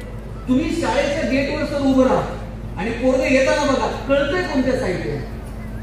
इन बिन करून चष्मा बिष्मा लावून आलं का समजायचं, असं पावलं मोजत मोजत हिशोब करत आलं का समजायचं, आणि असं वही बी फिरवी शिट्टी मारत आलं शाबास, आपण ठरवून घेतलेलं असतं. आणि पोरांची गुणवत्ता कशी मोजायची माहितीये, केवळ आणि केवळ त्यांच्या गुणपत्रिकेला आलेली गुणांची सूज त्याच्यावरनं गुणवत्ता ठरते. मग गुणवंत विद्यार्थ्यांचे सत्कार होतात. एका सत्कार समारंभात दोघं नवरा बायको आई वडील अशी खाली माना घालून बसले होते, एकदम टेन्शन मध्ये. म्हटलं काय झालं, म्हटले काय पोरानं पार मथुरा पाण्यात घातली. म्हटलं किती मार्क पडले, म्हटले सांगायचे पुढचे सुद्धा नाही. म्हटलं काहीतरी आकडा असेल, म्हटले काहीतरी 89 समथिंग काहीतरी. आता त्या मुलाला 89% मार्क मिळाले याचा आनंद पालकांना नाही, पण त्याला 90 मिळू शकले नाही याचं मात्र दुःख होतं. मग मी दोघा नवरा बायकोला विचारलं तुम्हाला दहावीत किती होते. दोघांच्या मार्काची बेरीज केली तरी 90 होत नव्हती. आप्पा तुम्ही टेन्शन नाही घ्यायचं, 5वी ते काय सारखे. आज आम्ही नेमकं काय करतोय, नेमकं काय येणाऱ्या पिढीपर्यंत पोहोचवतोय, त्यांच्या जगण्याची नेमकी कोणती समीकरण आमच्या दृष्टिक्षेपात आहे याचा विचार पालक म्हणून आम्ही केला पाहिजे. आणि इथे जी तरुण पोरं बसलेली आहेत ना, पोरांना आपण थोडीशी मोठी स्वप्न बघितली पाहिजे. आणि आई वडिलांना विनंती आहे की स्वप्न बघण्यासाठी थोडस त्यांच्या पाठीशी उभं राहा. पोरगं काही वेगळं करायला गेलं का वापस करा सांगतंय, अंथरूण पाहून पाय कसं, अंथरूण पाहून पाय कसं. चला ते पोरगं हातपाय फोडून फोडून मरून गेलं, पण बापानं काय केलं, त्याचे हातपाय पसरून दिले. बापानं सांगितलं पाहिजे हातपाय पसर, अंथरुणाचं काय करायचं तुझा बाप बघ. एवढी धमक आम्ही त्या लेकरामध्ये निर्माण केली. पण आम्ही त्यांच्या डोक्यात टाकलेलं असते बाबा काही दुसरं वेगळं काय करू नको, उद्योग व्यवसायाच्या काय नादाला लागू नको, आपली नोकरी बघ, नोकरी नसली तर तुझं लग्न पण होत नाही. आणि पोरं हल्ली अशी हुशार झाली ते लग्न जमेपर्यंतच नोकरी करते. तुम्ही बघा पुढाऱ्यांकडे रांग लागलेली असते, मार्केट कमिटी तर लावून घ्या, पतसंस्थेत तर चिकटून घ्या, लग्न होत तर जॉईन होऊ द्या, नंतर काढून काय टाकेना. पोरांच्या मनावर ते पक्क बिंबवलं नोकरी असेल तरच लग्न होतं. आज मुलीच्या आई वडिलांना टेन्शन नाही तेवढं मुलाच्या आई बापाला टेन्शन. प्रत्येक गावात 30 ते 35 वयोगटातली किमान 5-50 पोरं बिन लग्नाची. आमच्याकडे तर एखादं लग्न आहे ना, त्याच्या मित्राने त्याला सांगितलं मला टेन्शन घेऊ नको, मुलीकडचे बघायला आले ना पगार जरा वाढवून सांगायचा. मुलीच्या वडिलांनी विचारलं पगार किती, बरं यानं जरा अंदाज घेऊन सांगायचं. हे म्हणताय 1.5 लाख. मुलीचे वडील म्हणले तुझ्याकडे बघून तर वाटत नाही 1.5 लाख असेल. हे म्हणते नाही तसा फिक्स 1.5 लाख आहे, कटिंग करून 8,000 हातात देतो म्हणून. आपण किती दिवस फसवणार. आमच्याकडे तर एक बाग आहे, त्या बागेमध्ये 1 क्लर्कची जागा भरायची आणि एका क्लर्कच्या जागेसाठी 1000 पोरांनी ऍप्लिकेशन केलं. आता एकच जागा आहे, किती जणांना नोकरी मिळेल. आता तुम्ही सगळ्या जणी कुठं कुठं नोकरी लागल्या, जागा जेवढ्यात तेवढ्याच नोकरी लागणार आहे. एका जागेसाठी एकाच सिलेक्शन होणार आहे. 1000 पोरं लाईन मध्ये उभी होती, एका पोराचं सिलेक्शन झालं, त्याला अपॉइंटमेंट लेटर साईन करून मिळणार. त्याच वेळेस बागेतला शिपाई पळत आला, म्हणला काही करा साहेब पण याला नोकरी देऊ नका. म्हणजे काय झालं, आपल्या बागेतलं गोरीला माकड मेलंय. आता बागेत जर गोरीला नसेल तर लोक कशी येतील. लोक आली नाही तर याचा पगार करायचा कशातनं. काही करा पण आता तुर्तास नोकरी देऊ नका. स्वाभिमान शून्य पिढी जन्माला घातली, त्यांचा त्यांच्या ज्ञानावर विश्वास नाही, मनगटावर विश्वास नाही. त्या पोरानं बागेतल्या मॅनेजरचे पाय पकडले आणि म्हटलं साहेब मी पडेल ते काम करेल पण नोकरी देऊ दे. साहेब म्हणले पाय सोड, तुला नोकरी क्लर्कची मिळेल, फॅसिलिटीज मिळतील, पगार मिळेल, पण जोपर्यंत बागेत गोरीला येत नाही तोपर्यंत तुला काम मात्र गोरीलाचं करा. पोरगा म्हणला पगार आहे ना, आणि मग गोरीला तर गोरीला रोज यायचा, गोरीलाचे कपडे घालायचे आणि पिंजऱ्यात जाऊन बघायचं. लोक यायची शेंगा बिंगा खायला घालायची, म्हणला मजा आहे. पगार चालू आहे, डेली अलाउन्स पण सुरू आहे. एक दिवशी कॉलेजच्या पोरापोरींची ट्रिप आहे आणि कॉलेजच्या पोरापोरींकडे बघून हे जोर जोरात उड्या मारले आणि उड्या मारता मारता चुकून वाघाच्या पिंजऱ्यात जाऊन पडले. आता वाघाच्या पिंजऱ्यात पडल्यावर म्हणला नोकरी गेली तरी चालते, जीव वाचला पाहिजे. जीव वाचावा म्हणून हे जोर जोरात ओरडायला लागले. याच्या आवाजानं झोपलेला वाघ जागा झाला, चवतळून याच्या अंगावर धावून आला आणि हातावर हात ठेवून म्हणला ओरडू नको, नाही तर दोघांची नोकरी नाही. नंतर कळलं गोरिलाच्या भूमिकेत बीएससी झालेलं होतं, वाघाच्या भूमिकेत एमएससी झालेलं होतं. शिक्षणातनं आधी स्वाभिमानी होणं अपेक्षित आहे का स्वाभिमान शून्य होणं अपेक्षित आहे? शिक्षणातून आपण स्वाभिमानी होणं अपेक्षित आहे. तो स्वाभिमान आपला असला पाहिजे. शिवाजी महाराजांना आग्र्याच्या सभागृहामध्ये सरदारांच्या रांगेत उभं केलं. आजपर्यंत तिथं अशी प्रथा होती, मुजरा करायचा, कुणी पाठ दाखवायची नाही, 10 पावलं मागे यायचं आणि मग निघून जायचं. शिवाजीराजांना सरदारांच्या रांगेत उभं केलं. शिवाजी राजे तो अपमान सहन करत नाही. आजपर्यंत तिथे आवाज उंच करून पण कुणी बोललेलं नव्हतं. शिवाजी राजांनी भर सभागृहात रामसिंगाला जाब विचारला, अरे आम्हाला सरदारांच्या रांगेत उभं करता? आणि मुजरा दिला तर सोडा, 10 दिवसाची पाठ दाखवली आणि निघून गेले शिवाजीराजे तिथून. योग्य ठिकाणी तुम्हाला तुमचा स्वाभिमान दाखवता आला पाहिजे आणि बघा योग्य वेळेला तुम्हाला माघारही घेता आले पाहिजे. तिथे पाठ दाखवली, निघून गेले सभागृहातून. आणि ज्यावेळेस शिवाजीराजांना कळलं आता इथून निघून जायला हवं, शिवाजीराजे पेटाऱ्यात बसले, औरंगजेबाच्या नाकावर टिपचून पत्ताही नाही कोणाला निघून आले महाराष्ट्रामध्ये. तुम्ही ना ज्या वेळेस तुम्हाला असं खचल्यासारखं वाटेल ना त्यावेळेस तुम्ही सगळा इतिहास वाचू नका. आग्र्याहून सुटका एवढं प्रकरण वाचायचं.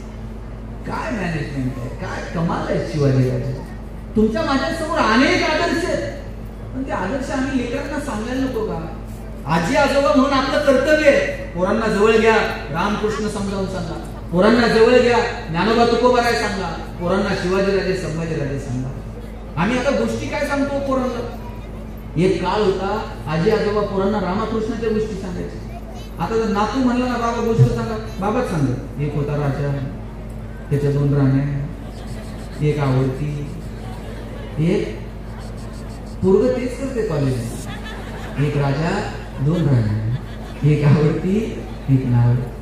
आपण काय पेरायचं ठरवलं? काय पेरायचं, काय येणाऱ्या पिढ्यांपर्यंत नेऊन पोहोचवायचं? मला वाटतं हे ठरवावं लागेल. आणि जगण्याविषयी ना असं निराश राहू नका. आपण माणसं आहोत. इतर प्राणी पक्ष्यांच्या तुलनेमध्ये आपण आपल्या मेंदूचा खूप विकास केलाय. आपण आपल्या बुद्धीच्या जोरावरती आपलं जगणं सोपं केलंय, सुलभ केलंय. आता फक्त सुखाकडे आपल्याला घेऊन जायचंय. आपल्या जगण्याला आपल्याला आनंदाकडे घेऊन जायचं. माणूस एकमेव प्राणी की ज्यानं त्याच्या बुद्धीचा विकास केला. आता आपल्याला एक गोष्ट करायची आहे, निसर्गासोबत जुळून घेऊन आपल्याला आपलं जगणं सुंदर बनवायचं. इतर प्राणी पक्ष्यांच्या तुलनेत आपण खूप पुढे निघून गेलो, पण आपण निसर्गासोबत जुळून घ्यायला तयार नाही. निसर्गाचे काही नियम समजून घेतले ना मग जगणं सुंदर होऊन जाईल.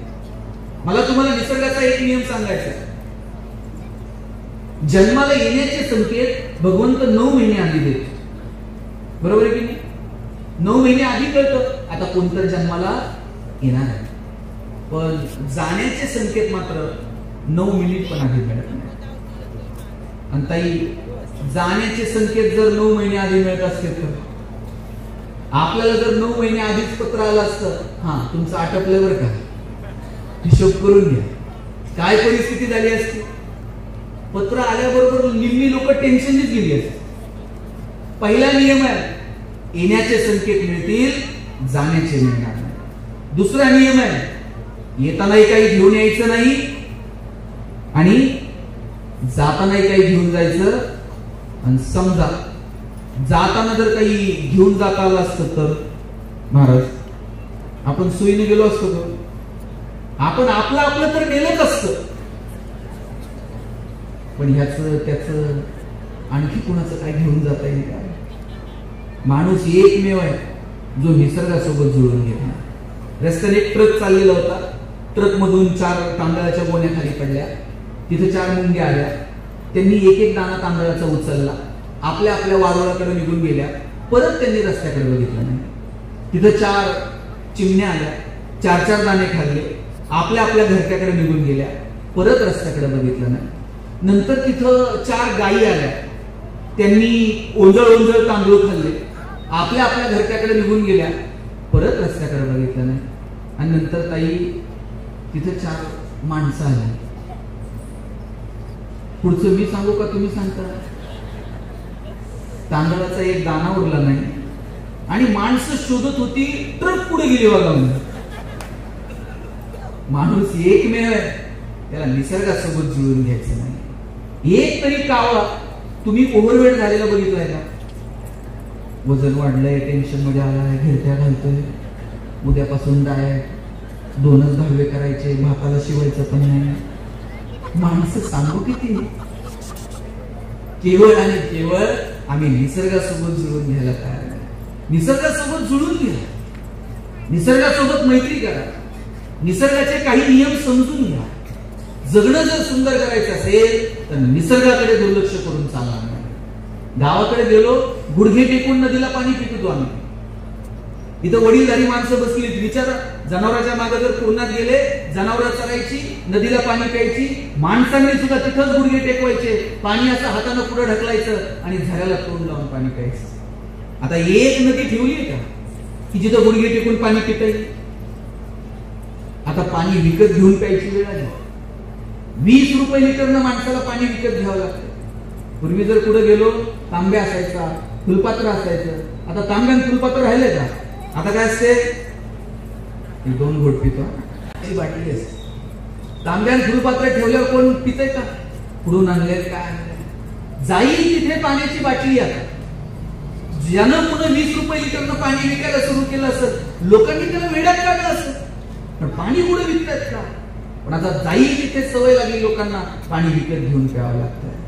मला वाटतं तांब्यान फुलपात्र अजून फार फार तर सुपारी साखर पुण्यात राहिला असेल, तिळ्याला ह्याला त्याला. आणि काही दिवसाला तिथं पण दिसणार ना, गुरुजी सांगणार, मुलाचे मामा बाटली घेऊन या. कुठे घेऊन चालला आपण निसर्गाला? आज आपल्याला कार्यक्रमाला जाताना आपली पाण्याची बाटली घेऊन जावी लागते. परवाची बातमी, दिल्लीमध्ये हवेचं प्रदूषण अशा पातळीपर्यंत गेलंय, गव्हर्नमेंटला निर्णय घ्यावा लागला, तुमच्या मालकीच्या जरी असल्या तरी बाबांना रोज गाड्या बाहेर काढू नका. जी परिस्थिती दिल्लीच्या हवेची आहे तीच मुंबईला, आणि तीच उद्या तुमच्या माझ्या गावागावापर्यंत यायला वेळ लागणार नाही. आज पाण्याची बाटली घेऊन जातो, उद्या तुम्हाला मनात विचार आणावा लागेल, अरे ते मुंबईला जायचंय ना, ते आपली ऑक्सिजनची टाकी घेऊन चला. इथपर्यंत येऊ देऊ नका. निसर्गासोबत जुळून घ्या. झाडं लावली पाहिजेत, वाढवली पाहिजेत, टिकवली पाहिजेत. शेकडो वर्षापूर्वी तुकोबारायांनी सांगितलं, वृक्षवल्ली या सोयरे वनचरे. आमचे सगळे सोयरे जर कोण असतील, झाडं, पानं, फुलं, वेली, हे आमचे सगळे सोयरे. शेकडो वर्षापूर्वी तुकोबारायांनी सांगितलं, आम्हाला अजून समजलेलं नाही. आम्ही झाडं लावतो पण ते फक्त इतरांना दाखवण्यापुरतं. वाढदिवसाला झाड लावायचं, दुसऱ्या दिवशी पेपरला फोटो, तिसऱ्या दिवशी पेपर गायब, चौथ्या दिवशी झाड गायब. पुढच्या वाढदिवसाला खड्डा तोच असतो, झाड फक्त नवीन असतं. सकाळी कार्यकर्त्यांनी झाडं लावायची, दुपारी बकऱ्यांनी झाडं खायची, आणि संध्याकाळी कार्यकर्त्यांनी बकऱ्या खायची. फिट्टम फार. आम्ही कुणाला फसवायला निघालेलो? निसर्गाकडे आम्ही कमालीचं दुर्लक्ष केलं, आणि पर्यायानं निसर्गानं माणसाला सांगून टाकलं, मास्क लाव. आता मला तुझं तोंड सुद्धा बघायची इच्छा होती. इथपर्यंत आणून ठेवलं. निसर्गासोबत जुळून घ्यावं लागेल. आणि दुसरी गोष्ट निसर्गाच्या नंतर येणारी, आणि ती म्हणजे समाज. आज आम्ही आडनाव विचारतो आणि मग फिरवतो. बोलायचं की नाही? जात, धर्म, पंथ या सगळ्याच्या पलीकडे जाऊन आपण माणूस आहोत ही भावना आपल्यामध्ये असली पाहिजे. जोपर्यंत तुमच्या डोळ्यात प्रेम आहे आणि हृदयात वात्सल्य आहे ना, तोपर्यंतच आपण माणूस आहोत. ज्या दिवशी डोळ्यातलं प्रेम संपलं, ज्या दिवशी हृदयातलं वात्सल्य संपलं, त्या दिवशी समजायचं आपण माणूस उरलो नाही, आपण यंत्र होत चाललेलो आहोत. काल परवाची पुण्यातली घटना आहे. कराडचीच एक मुलगी, तिच्याच ऑफिस मधल्या एका पोरानं तिच्यावरती धारदार शस्त्रानं पुण्यात चौकात वार केले, आणि आजूबाजूची माणसं बघत राहिली. आपण इतके निगरगट्ट कसे झालेलो आहोत? ऍक्सिडेंट झालेला असला तर आपण फोटो काढत बसतो, पण त्या माणसाच्या मदतीला जाण्याची भावना आपल्यामध्ये मात्र नसते. आपल्या डोळ्यात जोपर्यंत प्रेम आणि हृदयात वाचलेले तोपर्यंतच आपण माणसं असणार आहोत. ज्या दिवशी ते संपलं त्या दिवशी आपण यंत्र होत जाणार. ते प्रेम आपल्याला ठेवता येतं. प्रेम, पैसे नव्हते लोकांकडे, पण माणसं प्रेमळ होती. आता मला सांगा, किती दिवस झाले आठवतंय का कोणाच्या घरी जाऊन 2 दिवस मुक्काम केलेलं? आता वेळ आहे का कोणाला? आता आपण कमालीचे बिझी आहोत. परवा तर एक जण मला म्हणला, मी इतका बिझी आहे मला श्वास घ्यायला वेळ नाही. म्हणलं सोडून दे, श्वास घ्यायला वेळ नाही, काय जगतो आपण? काही जण तर इतके बिझी आहेत त्यांना काम करायला वेळ नाही आणि बिझी आहे.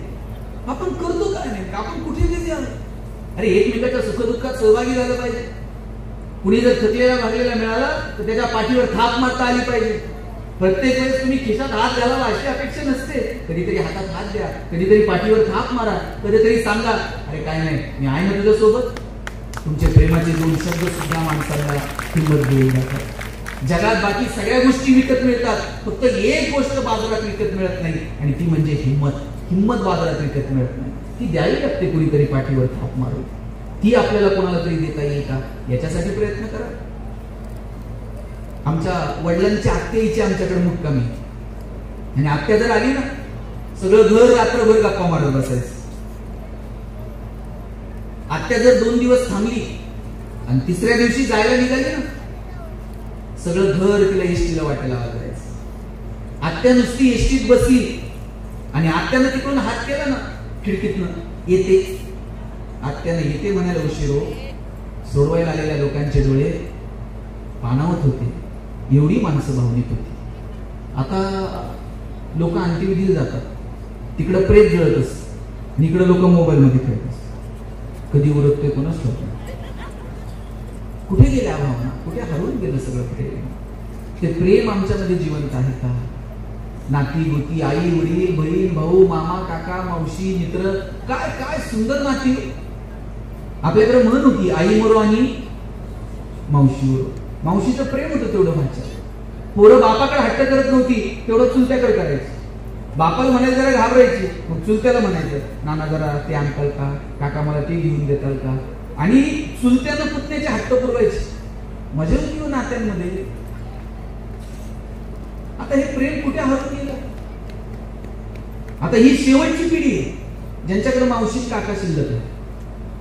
आता एकच मुलगा आणि एकच मुलगी, त्यांना आहे का मावशी काका? नंतर आता त्यांना मावशी मिळणार नाही आणि काका मिळणार नाही. एक मुलगा एक मुलगी गरज आहे समजा काळाची, पण आता मावशी काका नाही. ज्यांच्याकडे आहेत त्यांनी त्यांना जपा, बोला, सुखदुःखात सहभागी व्हा.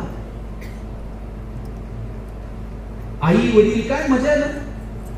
लेकुराचे हित वाही माऊलीची चित ऐसी कळवळ्याची जर करी लाभावी नको. कोणत्याही लाभाची अपेक्षा न करता तुमच्यावर ओतप्रोत प्रेम करणारे या जगात जर कोण असेल तर तुमची आई आणि तुमचे वडील आहेत. तुमच्या यशामध्ये खरा आनंद वाटणारी मोजकी माणसं आजूबाजूला आहेत, त्यात एक तुमची आई आहे आणि तुमचे वडील आहेत. साहेब तुम्ही छोटं 1 BHK फ्लॅट घ्या, बाप असा चौकात बसला ना कौतुकानं सांगतो, आम्ही सपरात राहिलो पण पोराने काल घर बांधलं. तुम्ही एक 2 व्हीलर घ्या, बाप त्यांच्या मित्रांना चौकात बसल्यावर सांगताय, मग मी सायकलवर फिरलो, पोरानं काल 2 चाकी गाडी घेतली. तुमच्या यशाचा आनंद जर कुणाला आहे ना, पोरीनं तुमच्या आईला तुमच्या बापाला आनंद आहे. बाप असं चौकात बसला सांगणार, पोरीनं अभ्यास केला, मंत्रालयात जाणारी पोरगी, काय कौतुक असते बापाला. आणि तुम्ही किती मोठी गाडी घ्या आणि सगळ्या गावात पेढे वाटत आहेत, त्यातले 4 जण तर म्हणते ना हप्ते भरा, नाही तर ते फायनान्स वाले घेऊन जातील. खरा आनंद असणारे किती लोक आहेत आजूबाजूला? फार मोजकी लोक आहेत. त्यात एक तुमची आई आहे आणि तुमचे वडील आहेत, त्यांना जपा. माझी सगळ्या तरुण पोरांना विनंती आहे, तुमच्या यशाची कोणती व्याख्या आहे तुमच्याकडे मला माहिती नाही, पण ज्या दिवशी तुमच्या आई वडिलांना तुमचा हेवा वाटेल ना, तुम्ही समजावं आपण यशस्वी झालो आपल्या आयुष्यात.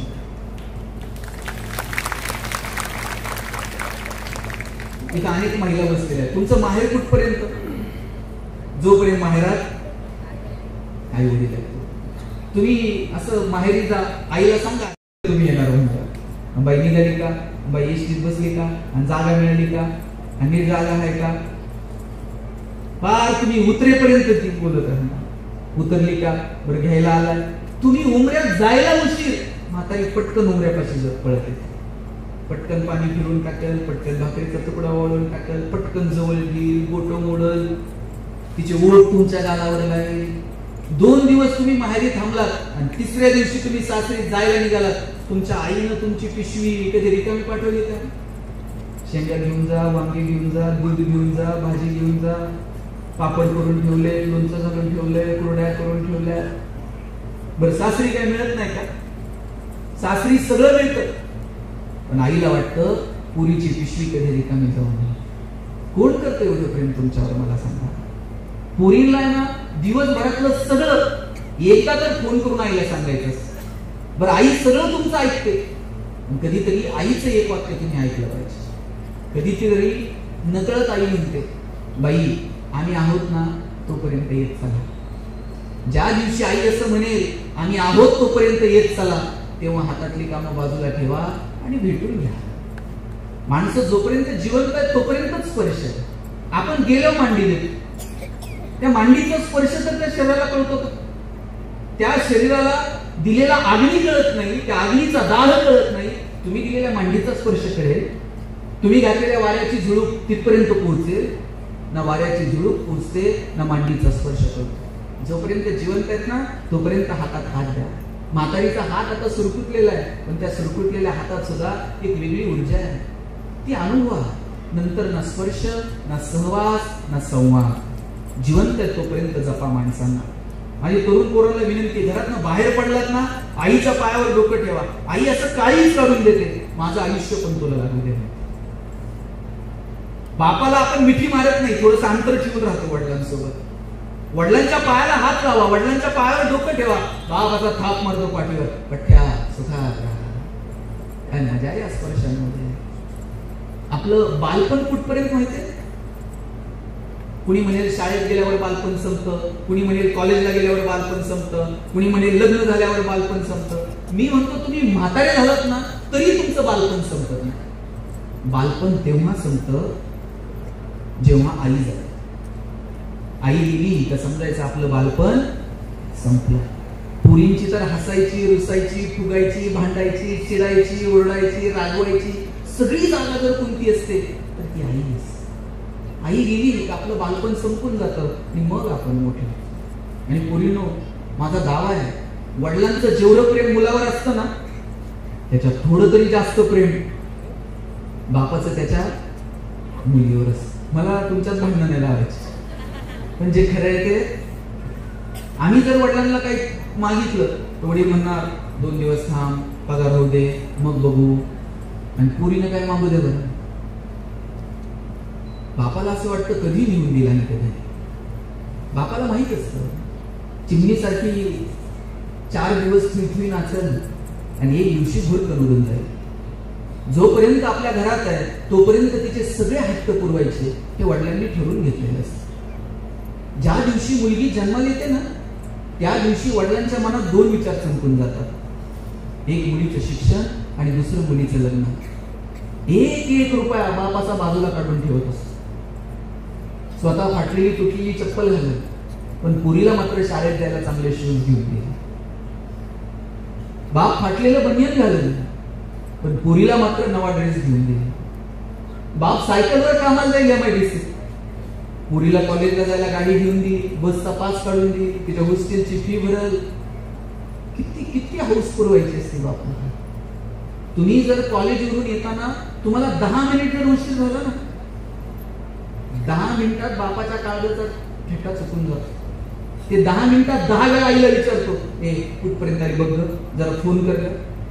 वडील थेट तुम्हाला. आता लोक काय म्हणणार, ते प्राण साहेब आहेत ना त्यांची वडील आहेत बरं काय, ते PI साहेब आहेत ना त्यांची आई आहे बरं काय, त्या मंत्रालयातले मॅडम आहेत ना ते त्यांचे बाबा आहेत बरं का. आणि आई बापाला याच्यापेक्षा काय अपेक्षित असतं? तुमच्या बंदेया रे बंदेया, बंदेया रे बंदेया, राह पे चल बंदेया, बंदेया रे बंदेया, बंदेया रे बंदेया, राह पे चल बंदेया.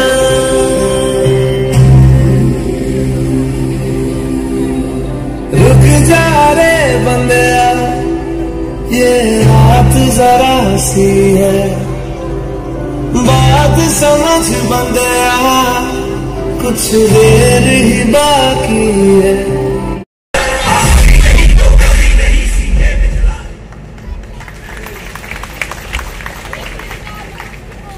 यानंतर अध्यक्ष आणि माझ्या समोर असणारे उंटे गावचे आणि पंचक्रोशीचे सर्व ग्रामस्थ बहिणी बंधू आणि माझे सर्व विद्यार्थी मित्र, आज या सुरेख कार्यक्रमाचा अध्यक्ष स्थान मला दिलं त्याबद्दल प्रथमतः मी माऊली प्रतिष्ठान आणि चांगलं स्पोर्ट्स फाउंडेशनचं खरोखर मनापासून आभार मानतो। या फाउंडेशनच्या माध्यमातून माऊली प्रतिष्ठान हे काम खरोखरच अतिशय कौतुकास्पद आहे।